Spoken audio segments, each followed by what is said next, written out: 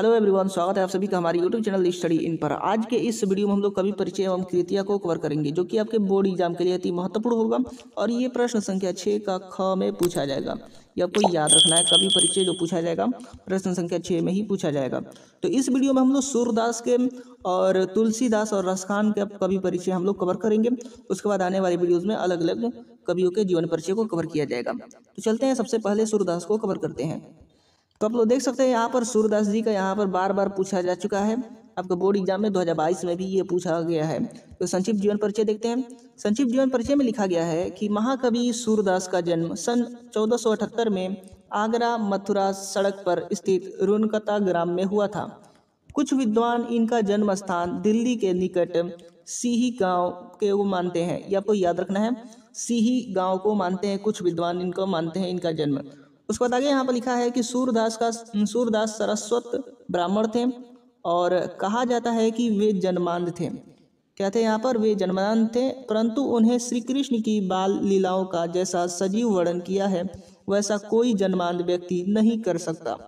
उसके बाद आगे यहाँ पर लिखा है कि सूरदास जी वल्लभाचार्य के शिष्य थे और गौ घाट पर भजन गाया करते थे। उसके बाद आगे यहाँ पर लिखा है कि महाप्रभु वल्लभाचार्य ने इसकी प्रतिभा से प्रभावित होकर इन्हें गोवर्धन पर बने श्रीनाथ जी के मंदिर में कीर्तन के लिए नियुक्त कर दिया। उसके बाद आगे यहाँ पर लिखा है कि वल्लभाचार्य के पुत्र विठलनाथ के द्वारा संगठित अष्टछाप के कवियों में सूरदास का प्रमुखतम स्थान है। उसके बाद आगे यहाँ पर लिखा है कि इनकी मृत्यु पारसोली ग्राम में सन 1583 में हुई। और आगे यहाँ पर प्रमुख कृतियां हैं उनकी। तो उनकी 3 रचनाएं सभी विद्वानों द्वारा स्वीकार की जाती हैं। एक है सूरसागर, सुरसरावली और साहित्य लहरी। उसके बाद आगे यहाँ पर लिखा है कि सूरसागर में भगवान कृष्ण की लीलाओं को लगभग 1.25 लाख पदों में गाया गया है, परंतु अब तक केवल 10,000 पद ही उपलब्ध हो सके हैं। उसके बाद आगे यहाँ पर लिखा है कि सुरसरावली सूरसागर का सार रूप है, इसमें 1107 पद हैं। और आगे लिखा है कि साहित्य लहरी में 118 पद हैं, इनमें पद रस और अलंकारों से परिपूर्ण हैं।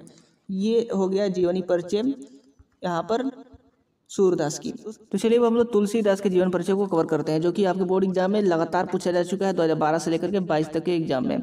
तो सबसे पहले संक्षिप्त जीवन परिचय देखेंगे। तो संक्षिप्त जीवन परिचय में यहाँ पर लिखा है कि गोस्वामी तुलसीदास का जन्म सन 1532 विक्रम संवत 1552 में बांदा जिले के राजापुर ग्राम में हुआ माना जाता है। ये आपको याद रखना है। उसके बाद आगे यहाँ पर लिखा है कि कुछ विद्वान सोरो यानी एटा को उनका जन्म स्थान मानते हैं।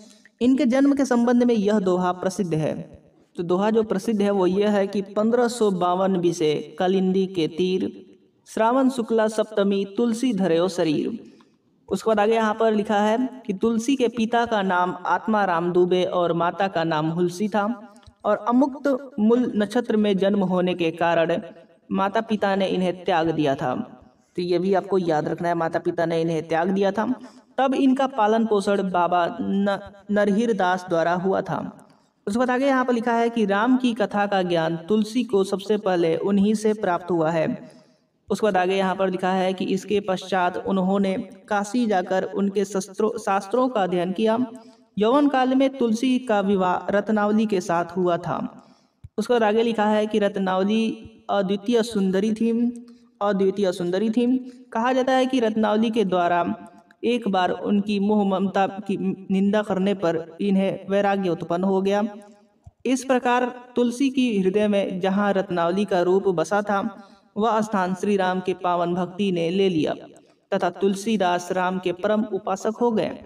उसके बाद आगे यहाँ पर लिखा है तुलसी चाहत जन्म भरी रामचरण अनुराग, यही उनके जीवन का परम आदर्श था। तुलसीदास जी ने अपना अधिकांश जीवन काशी, अयोध्या तथा चित्रकूट में ही व्यतीत किया।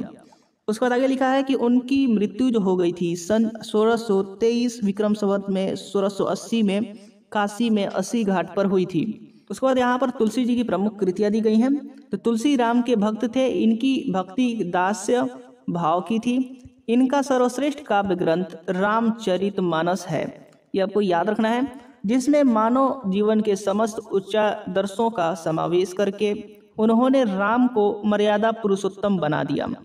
यहाँ पर मर्यादा पुरुषोत्तम बना दिया इन्होंने। और रामचरितमानस ही तुलसी की कृति का प्रमुख आधार है। यह बड़ा ही लोकप्रिय ग्रंथ है और इसकी गणना विश्व साहित्य के प्रमुख ग्रंथों में की जाती है। उसके बाद आगे यहाँ पर लिखा है कि इसके अतिरिक्त इन्होंने विनय पत्रिका, गीतावली, कवितावली, जानकी मंगल, वैराग्य संदीपनी, हनुमान वाहक, कृष्ण गीतावली और बरवय रामायण आदि ग्रंथों की रचना करके माँ सरस्वती के भंडार को परिपूर्ण किया। ये भी आपको ऐड कर देना, लिख देना है। यहाँ पर जीवन परिचय यहाँ पर कंप्लीट हो गया। उसके बाद हम लोग आगे देखते हैं। चलिए अब हम लोग रसखान के बारे में जानते हैं, उनके जीवन परिचय को। तो रसखान के बारे में यहाँ पर संक्षिप्त जीवन परिचय दिया गया है कि सगुण काव्य धारा की कृष्ण भक्ति शाखा के कवि रसखान का जन्म सन 1558 में लगभग दिल्ली में हुआ था। ये दिल्ली के पठान सरदार थे और इनका प्रारंभिक नाम सैयद इब्राहिम था। ये गोसाई विठल नाथ के शिष्य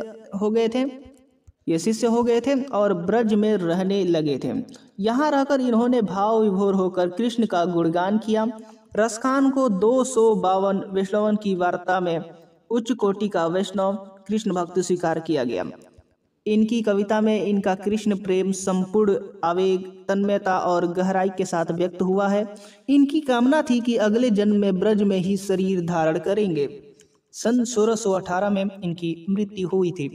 उसके बाद यहाँ पर प्रमुख कृतियां हैं।